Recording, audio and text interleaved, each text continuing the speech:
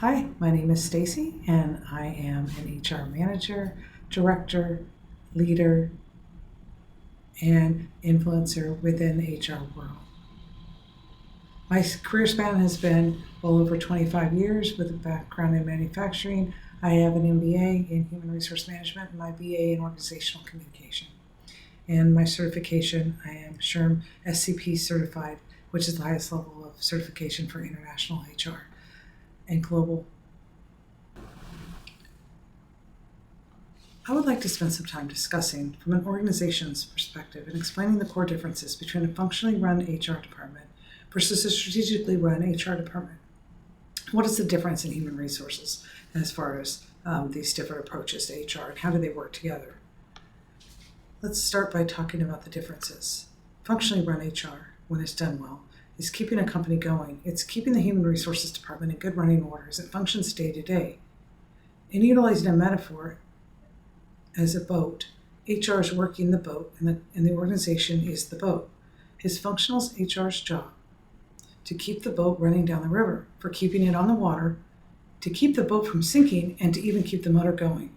These are the basics of functional HR, which is the groundwork of HR. You can't have HR without functional HR.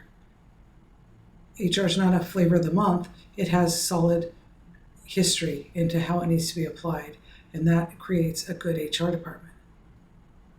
There's an expression in HR that everybody thinks they can do HR, saying, I know people.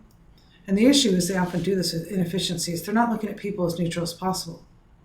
Non-HR personnel are often too closely involved with the situation at hand with the employer or the employees themselves, or rather the employee's position within the organization, and thus are not able to remain a neutral party. Employees look at HR as the place to voice concerns prior to going to outside legal, such as the EEOC, once they've met with their supervisor. This is because HR is skilled at looking at all sides of the equation. HR departments are expected to be neutral and impartial when it comes to addressing workplace issues and conflicts.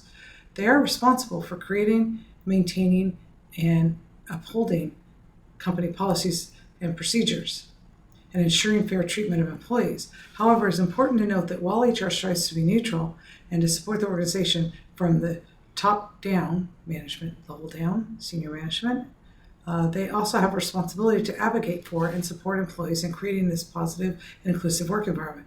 That means that HR professionals should aim to balance neutrality with empathy and fairness where possible. This ensures that employees voice their issues internally first so that the organization has a chance to remedy them.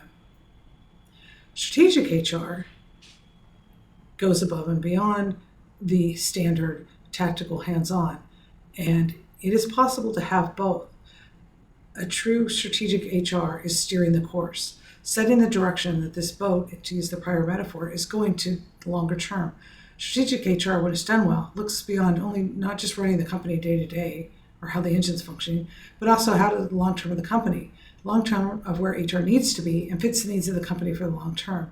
In the same metaphor above, strategic HR is arriving to the boat while going to their office offshore. While in course, they find out why is the boat leaking so much. They find out what obstacles or rocks the boat's going to come across and determine how to avoid these rocks, then strategically look at where and why the engine isn't running well with the maintenance department in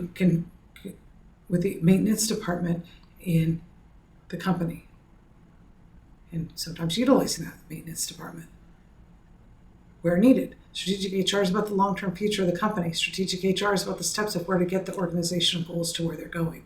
It examines your overall process of the organization, and from time to time even voices to the captain, the leadership team, the top-level C-suite, with deeper explanations as to how they need to do a better job at navigating the future while showing back support for that. Strategic HR and its functions are at the highest value to the long-term success and safety of the organization. When done correctly, strategic HR is a professional ally, keeping up with legal changes and even directing culture change and management's organizational effectiveness. It is important to note here that as long as the day-to-day tactical needs of the organization are handled, HR functionality really does keep the company going forward. The issue rather becomes that there's an acceleration of problems that going forward are unforeseen. That's where strategic needs to come into play. If you don't have the strong strategic leadership of an experienced directorship, then the organizations risk legal tort along with deficient community relations and risk company reputational competitiveness. The organization has a strategic HR leadership, knows how to seek positive changes in the leadership of the organization's strategies. I want to utilize an example here on how to illustrate an unsuccessful HR leader of what I coined, quote, and I put this in quotes, the cheerleader HR leader. The cheerleader HR leader is the person who's merely worried about what the boat looks like and worries about what said boat has been painted lately and what it looks like on the outside. Superficial things like that. Cheerleader HR leaders end up being merely a front of a salesman, HR representative within the company to prospective employees. In many cases, the cheerleader HR person is just that, a cheering HR, but indeed does not fully function as either a strategic or fully functional format.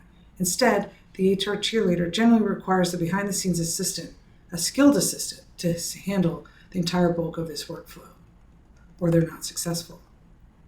The cheerleader HR person, while either male or female, it's important to note that, tends to be younger, perhaps good-looking, is felt to be a charismatic leader type that people want to follow, which is great. This may be a powerful tool to employees to feel like they're being listened to, they're being led and informed, and being cared about personally. This HR tactic doesn't remain employed for long, however. That's because a true strong HR leader requires an extreme skill at functional and strategic HR, or their contribution is lesser value. So if the company requires strategic HR, then you need to be extremely good at that, not just a shiny penny, such as a cheerleader HR. For it to work well, the cheerleader HR requires a remarkably skilled backup team, as I mentioned. And oftentimes this personality actually has a problem with teamwork because they're so worried about how they look or appear.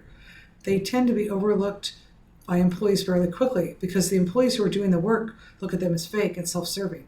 This can be compared to the Walmart store chants that are required to participate in the rah-rah cheerleading meetings of Walmart. I was just in Walmart the other day and I heard them doing the cheer, and I looked around at the customers' faces because I'm a customer too, and we all just kind of awkward smiles like, wow, what are they doing? They try to motivate their employees, but in reality, they just get smiles, made fun of. It was a source of humor to the public. Whoever heard this work chants, for example. This cheerleader HR leadership is oftentimes sabotaged by a lack of actual skills in their team if they don't have the skills themselves. And they can be a teacher of the department if they don't, and they don't depend on their department to help teach them what they need to know if they're deficit, then they'll be replaced by someone who's really more hands-on. So to sum it up best to state, as the metaphor goes, it's worthless to have a shiny new boat if the engine doesn't work. And let's say the engine hits the rocks. Well, the boat might be pretty, but it's not functional. And it takes a high degree of HR competency to strategically and tactically run a successful team. I can tell you firsthand from knowledge of doing VP of HR interviews and HR director roles, I can tell you that employers are looking for people who will actually do the work. It is rare and few between that a company is just looking at somebody for what they look like and for the outside new paint on the boat. You usually are required in 99% of organizations to be that structure, to be that leader, and to be that guide for your team or for your fellow employees if you're a sole HR. So that's my feedback and my experience and sharing with you what the difference is between strategically and tactically run successful teams. Thank you. Appreciate your time. Have a good